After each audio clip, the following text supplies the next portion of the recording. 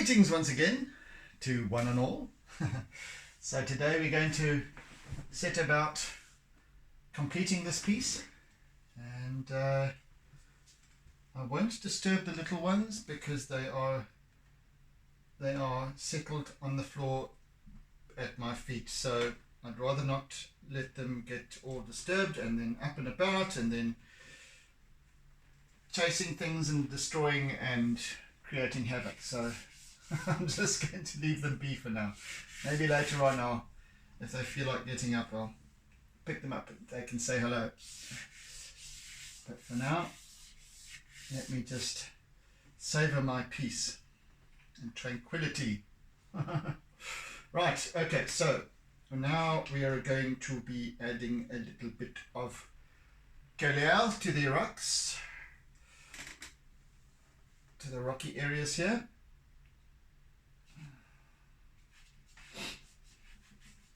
Just a little bit of sort of marigold a bit to begin with.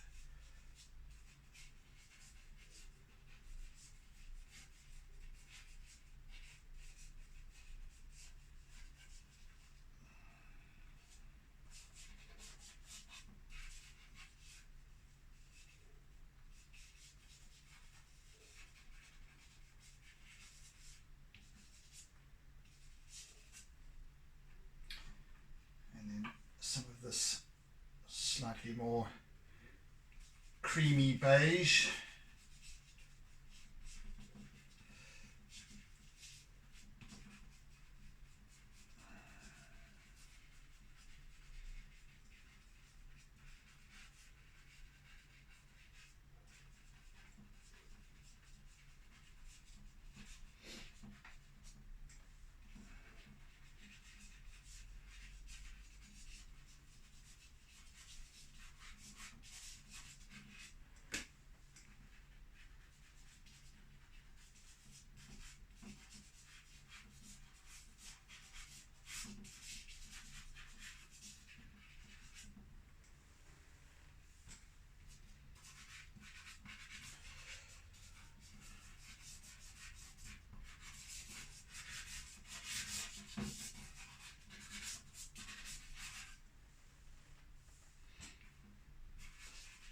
So yes, quite a moody piece this is going to be, and I must of course give thanks to Allan Rein, who is the photographer who sent me his depiction of Thompsons Bay, and a beautiful photograph. I had been meaning for some time to get back to this particular beach to take my own reference imagery, but when he stepped up and out of the blue sent me some images, I jumped at it. So thank you to Allan for his kind contribution. Needs to be acknowledged, a really phenomenal photographer. Some beautiful works, especially landscapes and so on.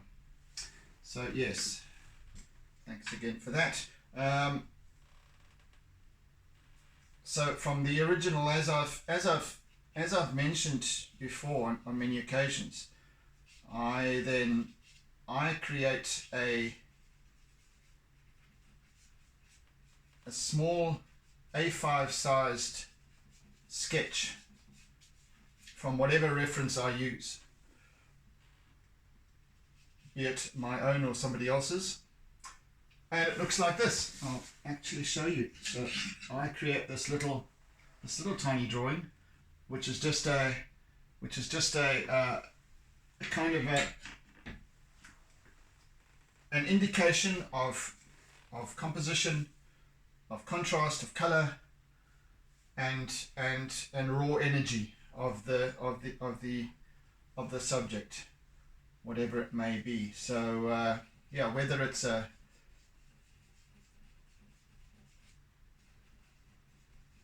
whether it's a floral piece or a landscape or a seascape or whatever, I prefer to always, and this has been for the past while now,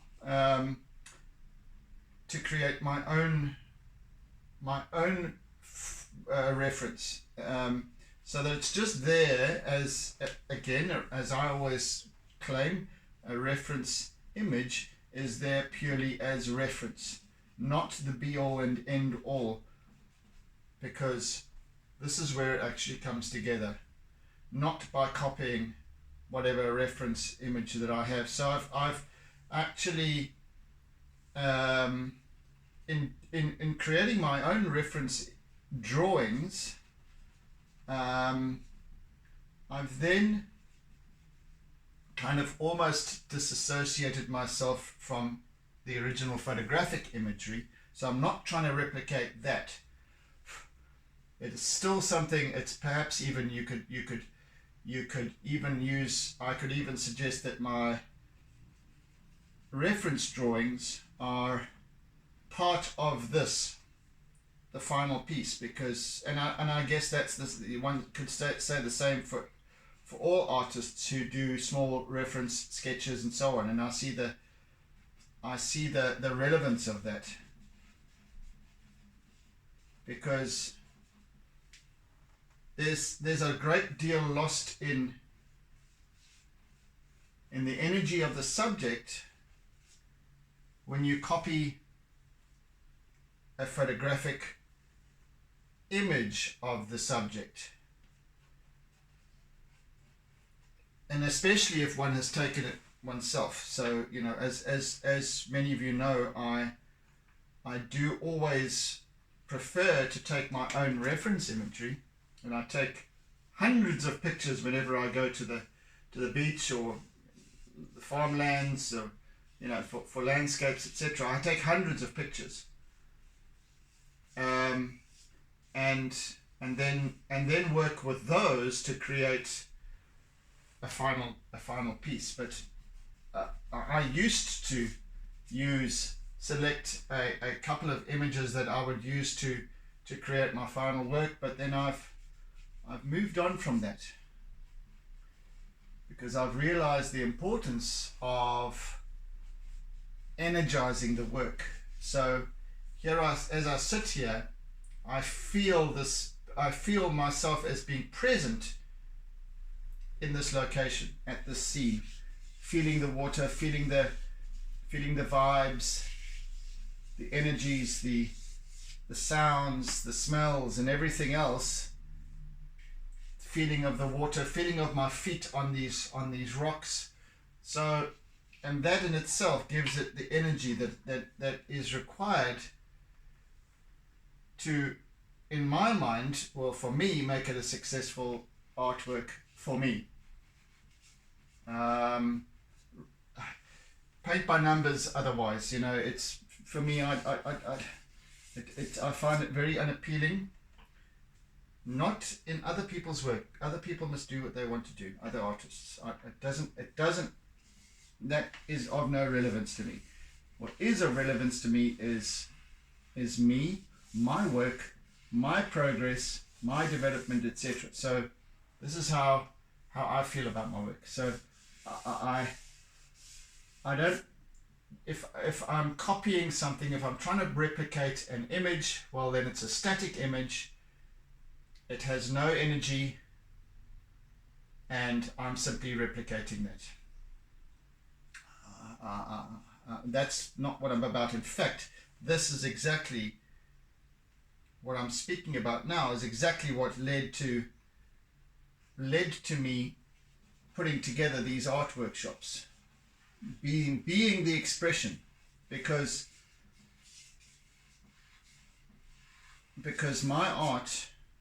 my artistic journey over the past 2.5 years has led me to this realization that we need to realize that we are creators, and that is our latent ability to create, is our God-given essence, and we're creating all the time, whether we realize it or not. So rather let's realize it, rather let's start to harness that energy and use it to our advantage, because it's there. And to realize how we can use it, and then teach ourselves. But first we have to know it's there. First we have to understand it, what it is, what it represents, and then we can start to use it and apply it in our everyday lives. And that's what my workshops are about, is assisting people to discover their creative capacity. For starters, we all have it. And because most people think that they aren't creative, but being creative and being artistic are two different things. One, being creative or discovering one's creativity can lead to becoming artistic or becoming artsy, or having an interest in actually, rather than observing art or appreciating art, to actually participate, because that's when you just start to discover so much more. So I can't language it as being an art workshop, because it's not. It's a creative workshop. So we learn to discover our creative essence.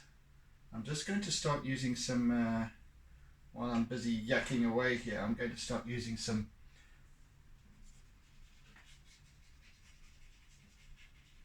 compressed charcoal for those nice deep blacks.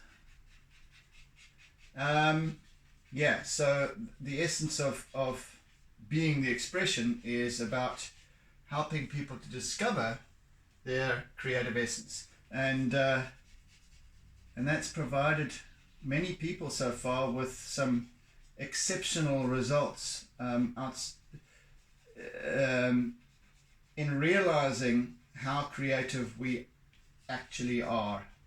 But we've been telling ourselves otherwise for virtually our entire lives, denying ourselves our capacity to create, limiting ourselves as a result as well. So when you start to actually unlimber that creative essence, magic happens, because being creative is not about being able to paint or draw or sketch or anything else. It's the much broader it's in a much broader term of being creative in everything one does. And we naturally are being creative. We are naturally creative in everything that we do. You've heard of creative accounting, haven't you? It's that. It's actually applying one's mind, one's thinking, one's creativity to whatever one does. And that we do naturally. So when we discover, hey, I am actually creative, it unlimbers so much more potential.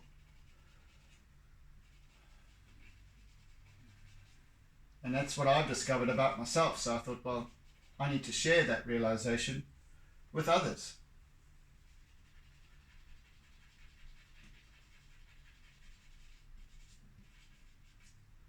Being an artist, being a coach,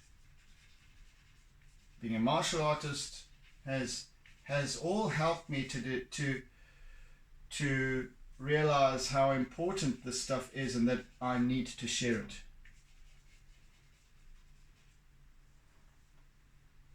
So there it is.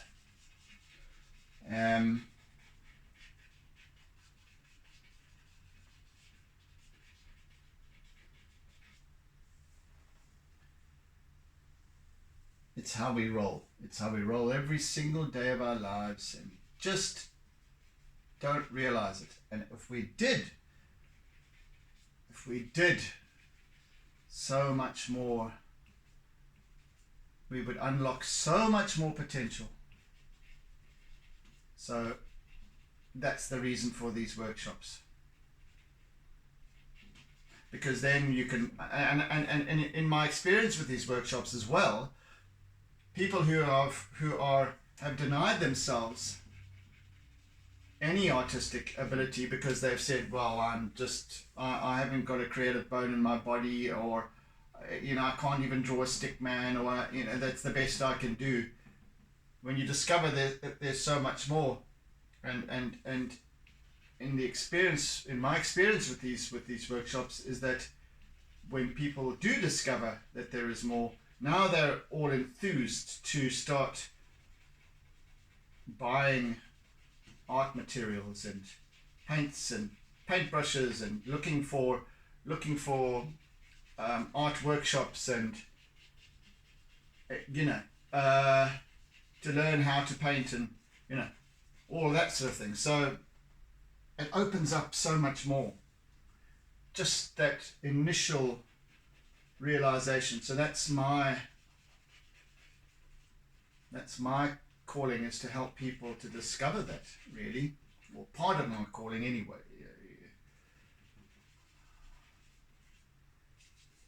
Yeah, so there we have it, folks.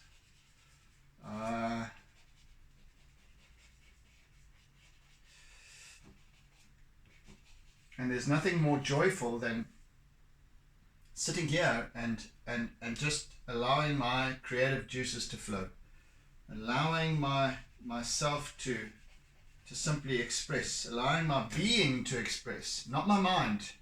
My mind is not focused on this thing. My mind is engaged with explaining all of this to you. It's not my hands just carrying on. So my being is actually bringing this piece together. In fact, the artwork itself is bringing itself together. I'm just a conduit. And that excites me, because there's potential in that. Actually realizing, you know what, I don't need to have control over everything. Allow my being and the universe and God, whatever, to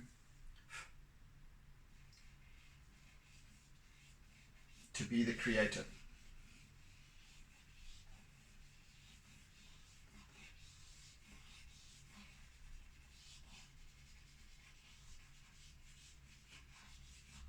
Occasionally I'll need to stop and not talk so much and focus on what I'm doing, if something requires that, and often we do. So all of this, what I'm doing here, what I'm sharing here, is merely a projection of life and how we live it. Because occasionally we do need to stop, look, correct, take new action. Occasionally we do need to take pause in the doing of life, get off that roller coaster and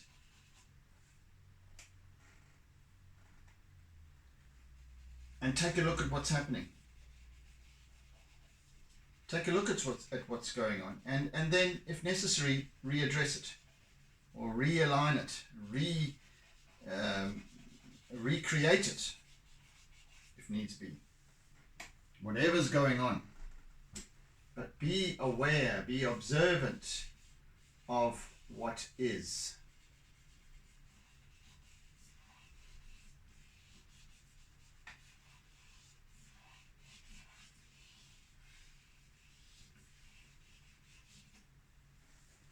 So we're just building up this piece now. As you can see, the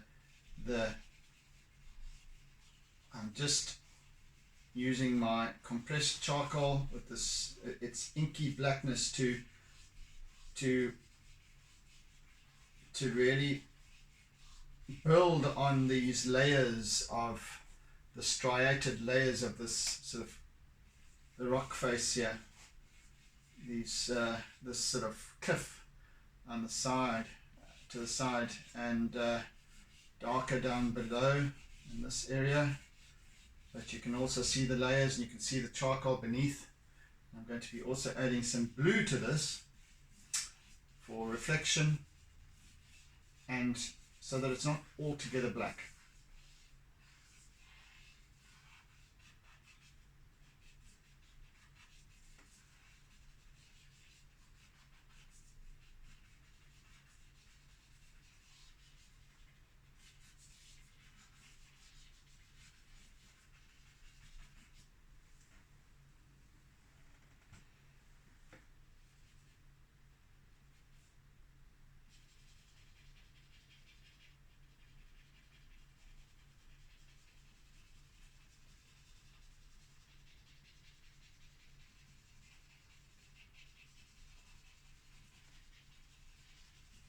And you can see that the compressed charcoal is a whole lot darker than the straightforward charcoal sticks. So we get a whole new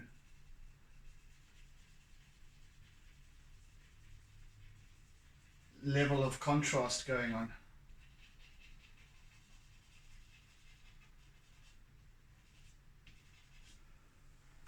Right, now for a little bit of green for the upper reaches of this piece. So there's a nice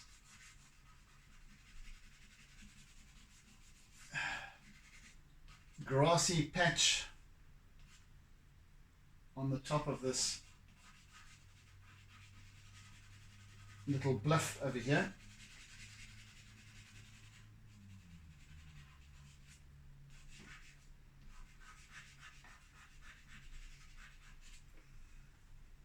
Just want to indicate that. Bring in some different greens as well, so it's not all one.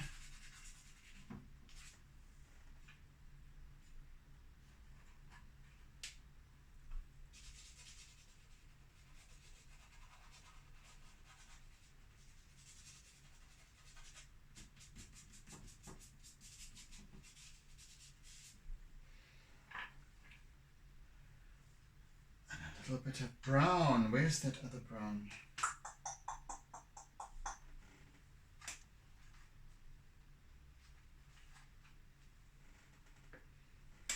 This is not the one on. Oh, there it is. Okay, I'll use that later.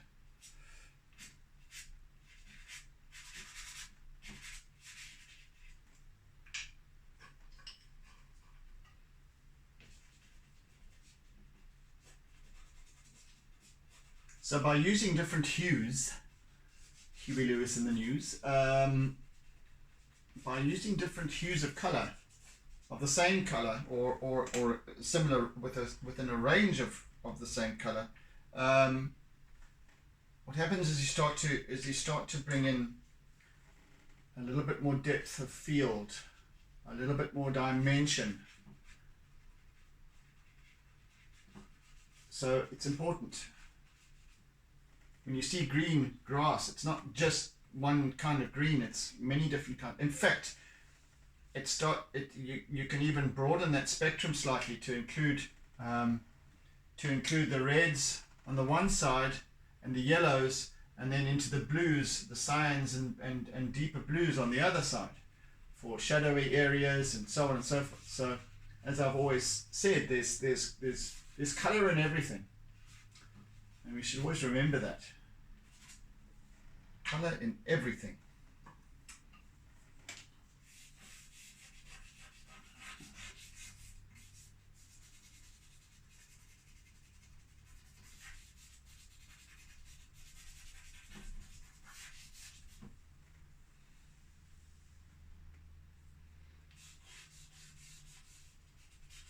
I might just add a little bit of acrylic today in completing this piece. May not. I think I am though, but just a little bit, even if I do, just a hint of it, because just to highlight a couple of these little spots of little spray areas, perhaps where these little waves have just lifted up, smacking against the rocks, but only a little bit, not as I usually do and create these great big splashes of white, but I just want to, just as the light catches these little sprays, so they're highlighted, or as the sun catches them, or whatever. Right, I want to bring in some mauve here, or lilac, I should say. Mauve.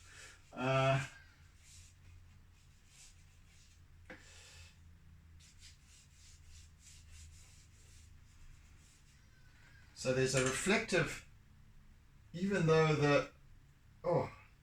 this cliff face is dark rock and it's also in shadow,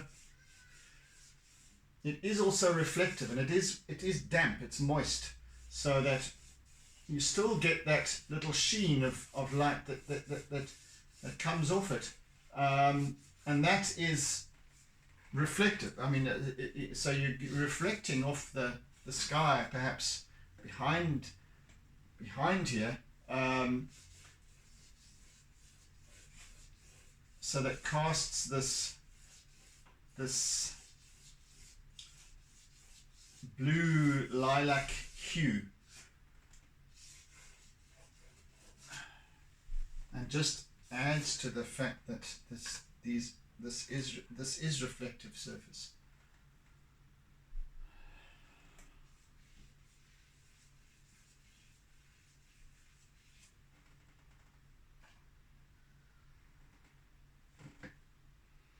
Where's that brown? Oh, there you go. Plain sight.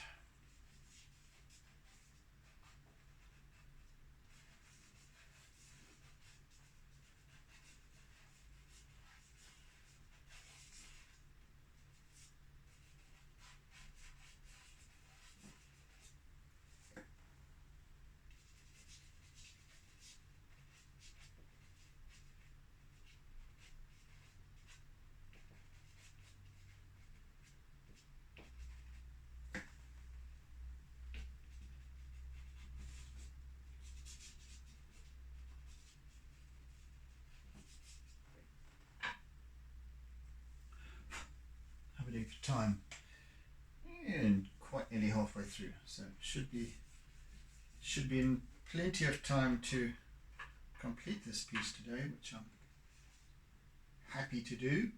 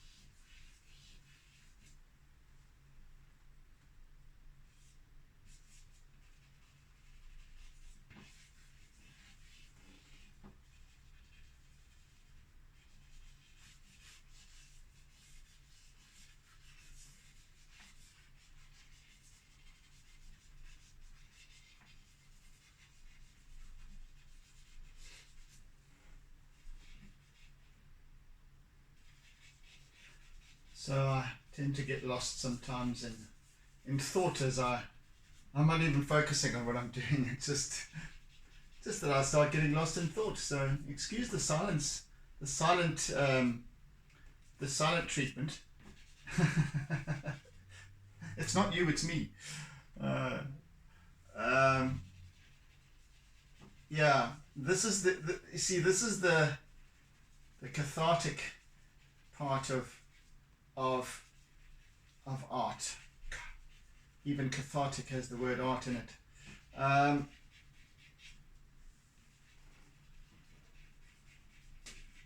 It's incredibly therapeutic.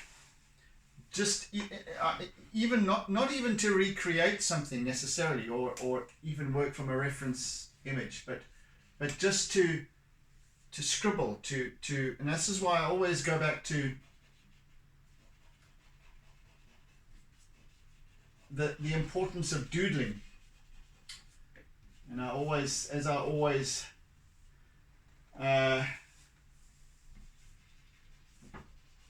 try to insist on the importance of doodling. Just pick up something, a color, a pen, something, and just allow that creative expression to take shape. Just it's a form of exercising it, actually.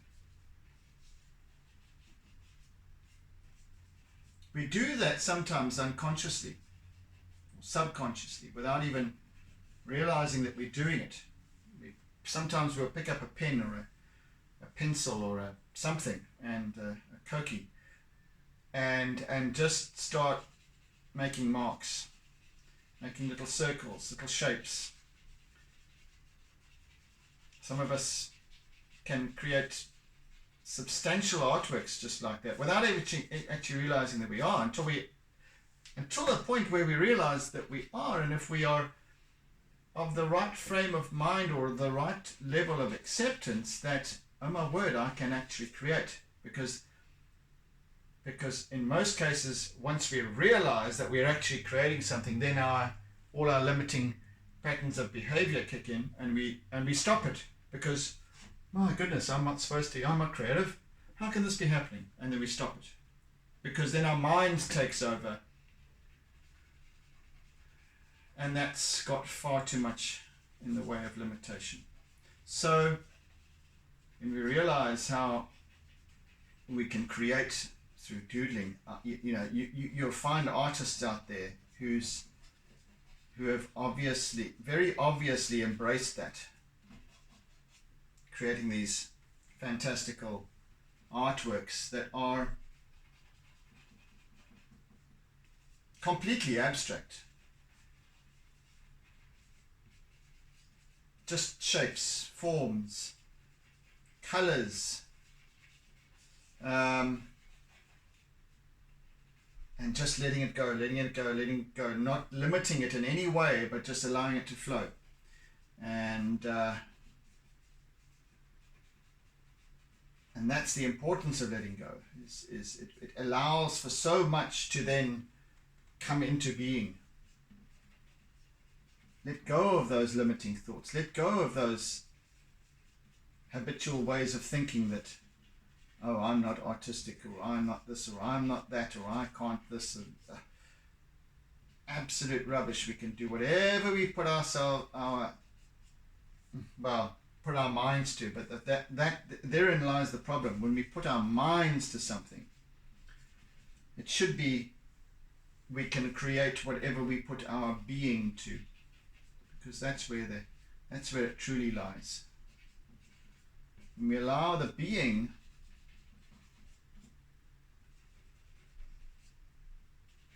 the opportunity to express, then real magic happens. Then we can create anything, absolutely anything.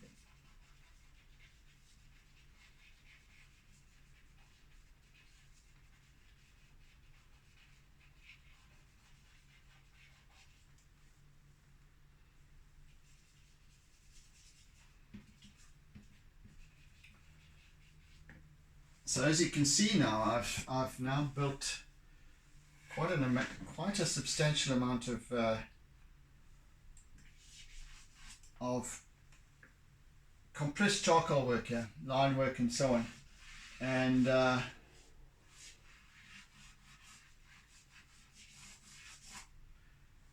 that contrast is starting to sharpen these darker areas.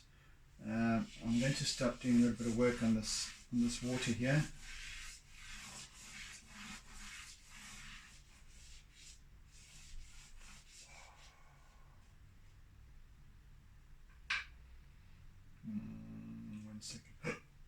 Excusez-moi.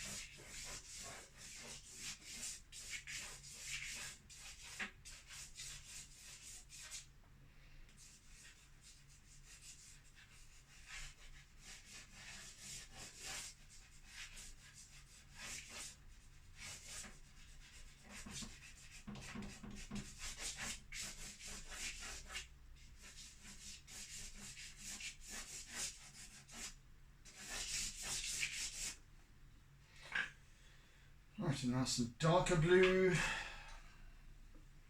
It's more of an indigo. So, as you might have noticed, I have used 4 or 5 different hues of blue in this piece so far, as well as charcoal. All adds up.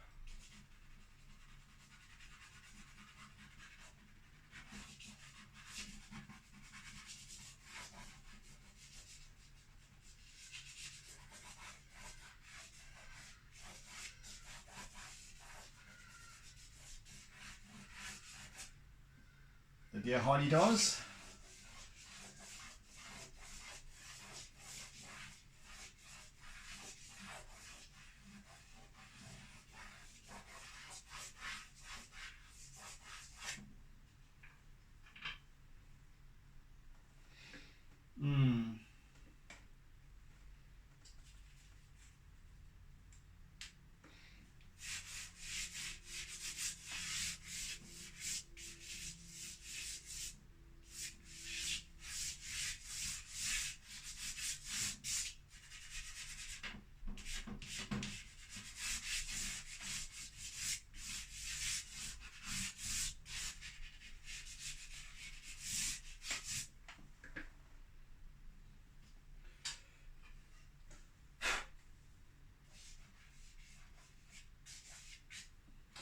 I think what I need to do here is a bit of a razor wick.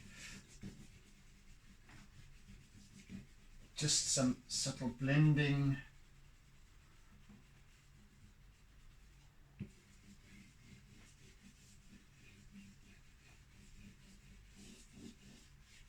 Before adding more white and pale blue.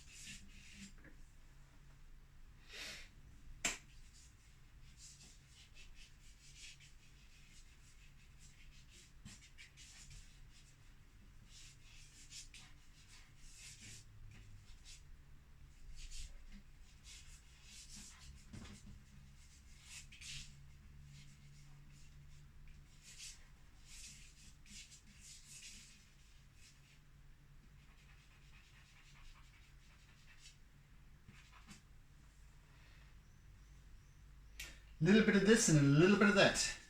So it starts to take shape quite nicely now. We have approximately, what, 23, 24 minutes left. I don't know, something around there, which is great.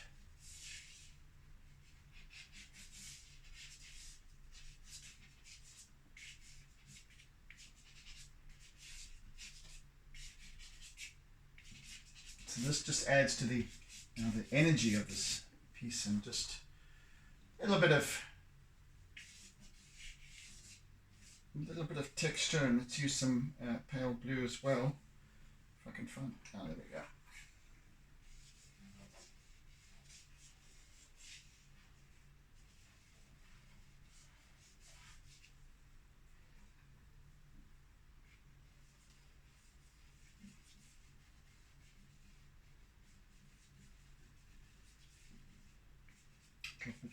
Use my eraser a little bit, yeah, as well.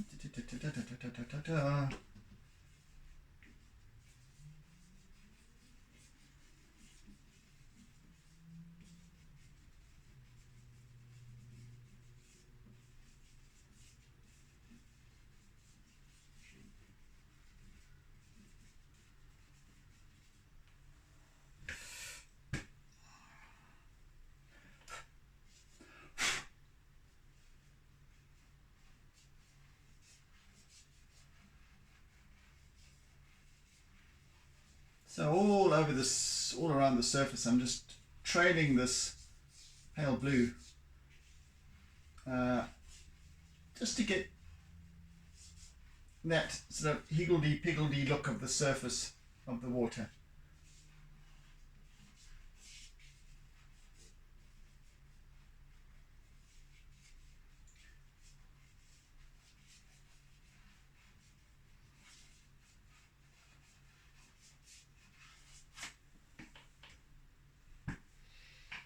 Now I'm going to use my charcoal and do the same.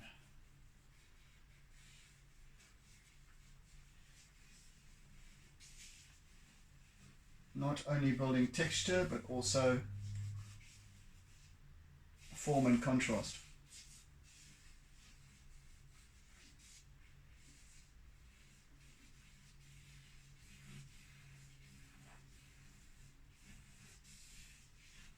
Just twirling it in my fingers as I go.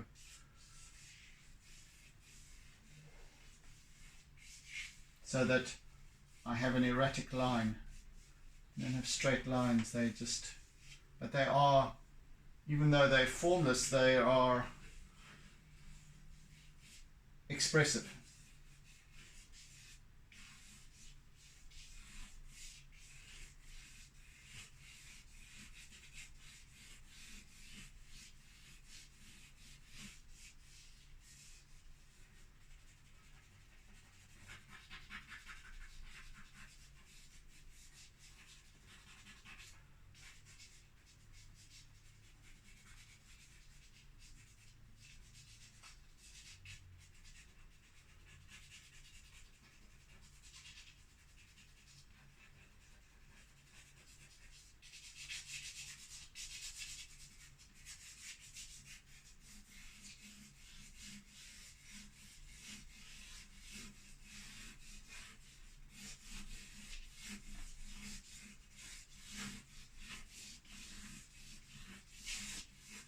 Pressing quite hard now so that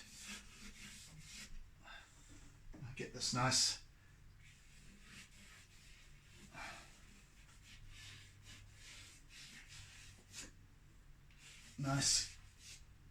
charcoal effect to deepen the shadow.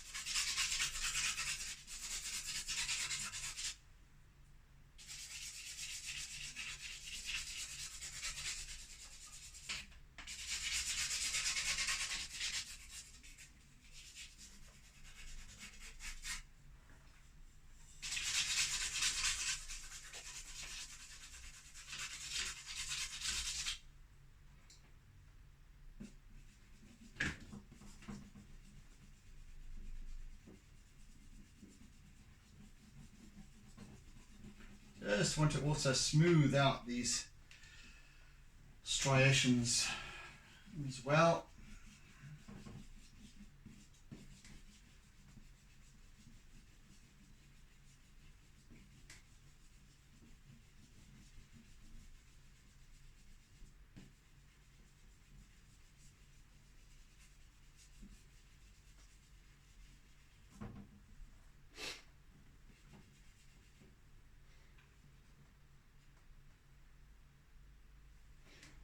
Let's just bring in a little bit of black pastel. Ooh.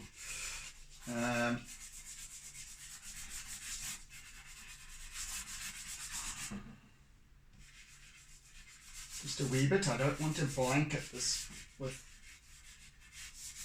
darkness, but I do want to bring in,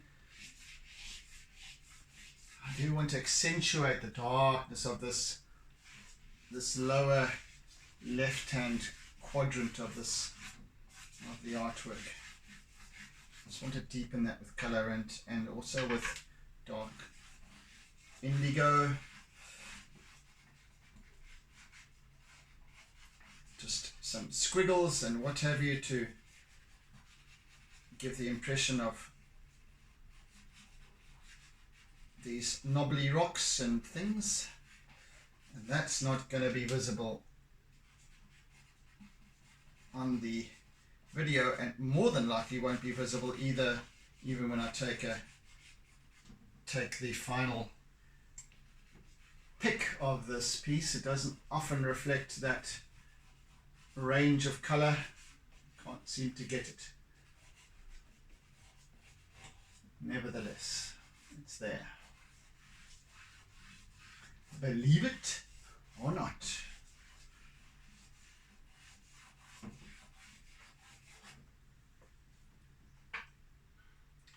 And I want to bring in a little bit more of the blue, pale blue into these. And I'm just going to go faintly over the... How are we doing for time? Ooh, a little over 10 minutes, and I want to bring this one to a close with a little bit of acrylic.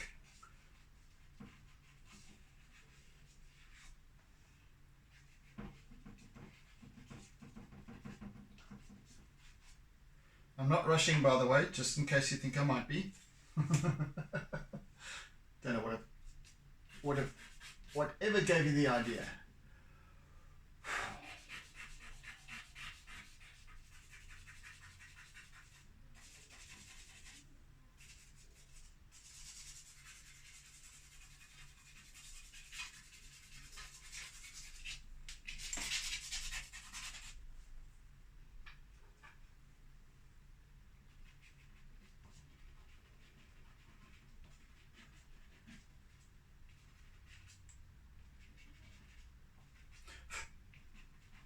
I don't often use the black pastel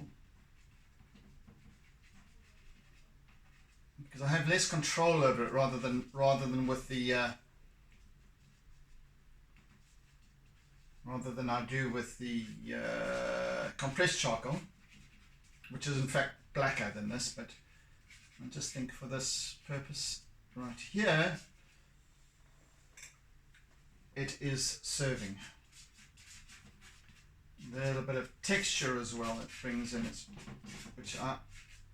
just that little bit of, this is now the sort of slightly abstract realism side of things coming in, where there's just a little bit of creative license here.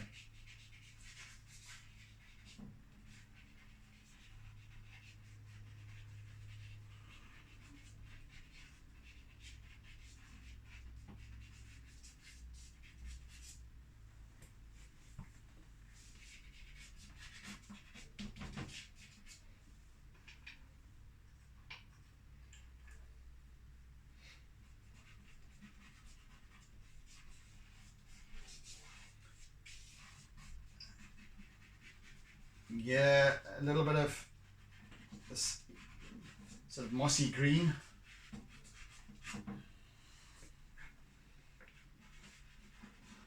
Just just to tone down the yellows and oranges a little bit.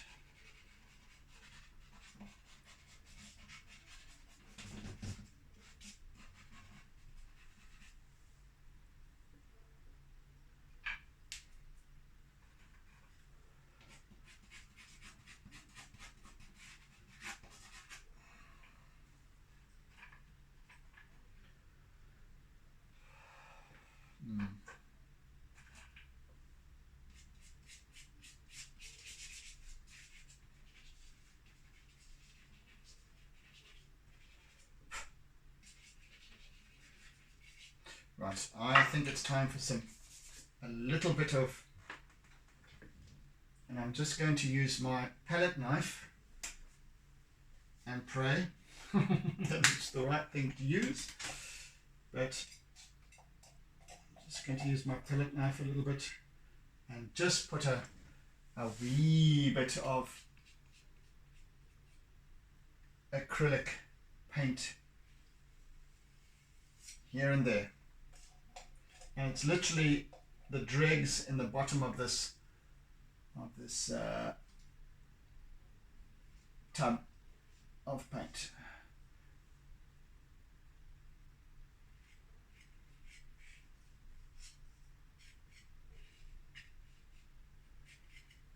It just adds a touch of expression here and there. Just a little bit. Just a little bit. Just a little bit.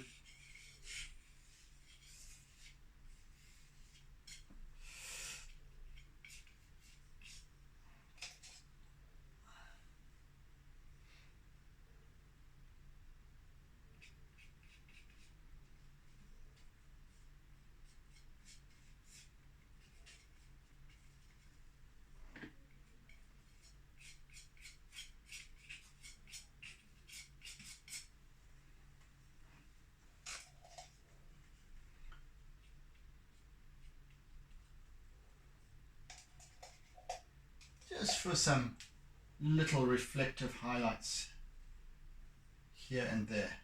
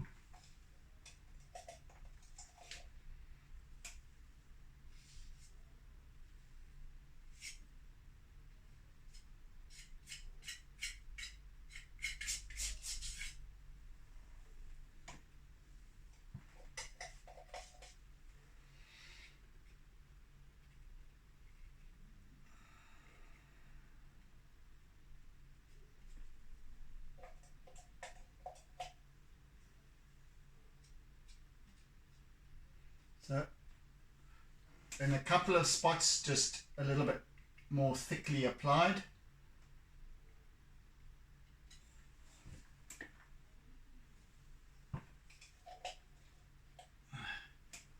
As I said, subtly. I don't want this to be an over-expression.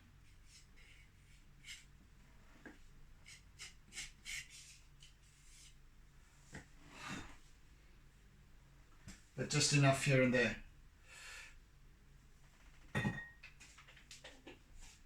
That's enough of that. And I shall spend the last couple of minutes just touching up with my charcoal and bringing in a little bit of colour here and there.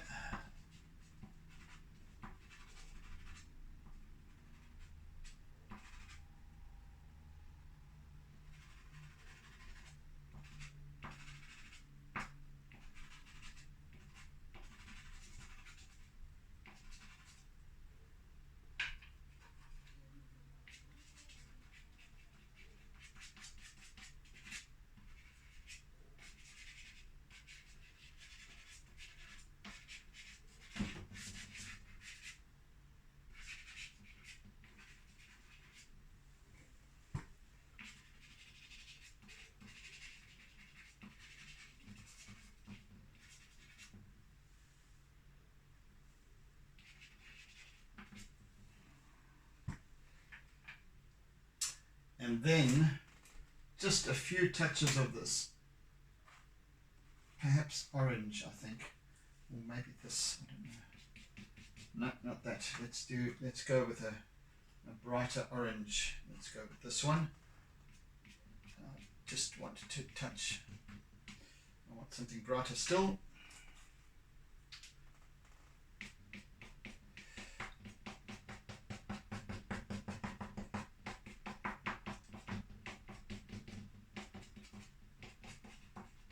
Just the odd touch here and there.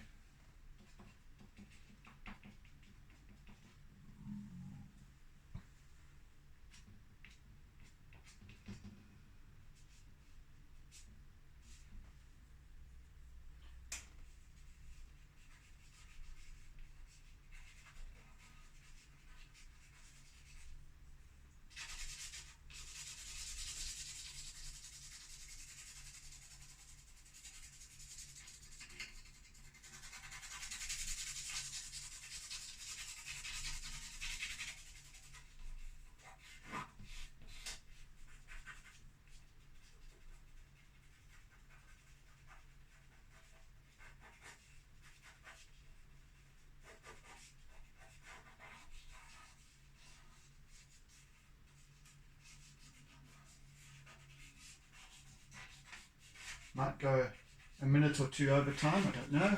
We'll see how it goes.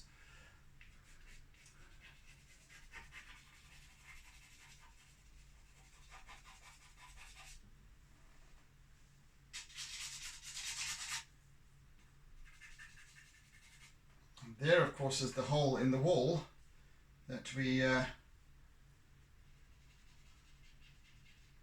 have to walk through. From the other side around the bluff, come through this hole in the wall, and this little bay opens up in front of us. Well, less of a bay and more of a little gully, really.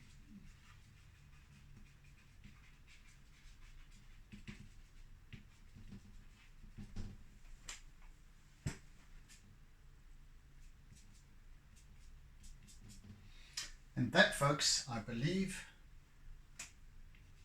is that.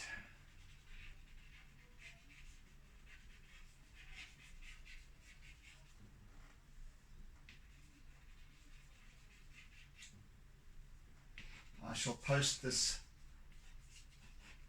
final image up on Facebook a little bit later today. So if you are a friend on Facebook,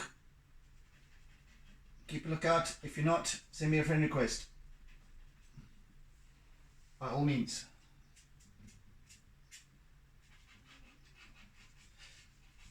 Almost done. Sorry, I just am called to.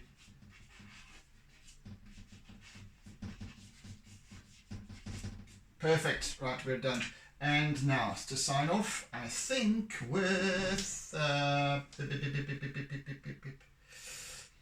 what color? I'm leaning towards the screen. So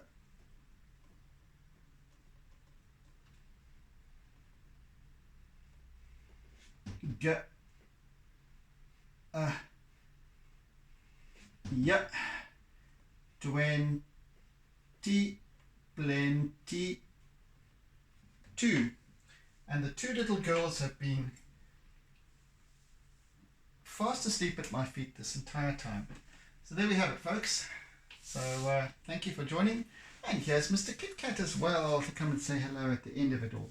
Here we go, here he is. For once in a while he comes in and pops in to say hello. So there we go.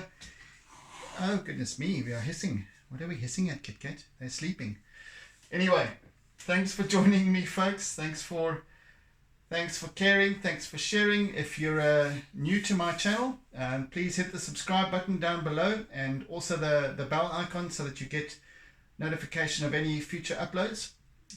So yeah, welcome, and I hope you've enjoyed the journey for these last 2 sessions, and we'll do something again next week, next time. Next series. So do join again in future. In the meantime, be good, be kind, be gentle, be caring, be loving, etc., etc. And I bid you oodles and oodles of toodles. So catch you again next time, folks. Have a fantastic remainder of your week and weekend ahead. And do tune in again next week for some more My Artsy Musings. And yeah, it's turned out to be quite a nice piece. I quite enjoyed it. So yeah, thanks, folks. Take care. See ya. And don't forget to doodle.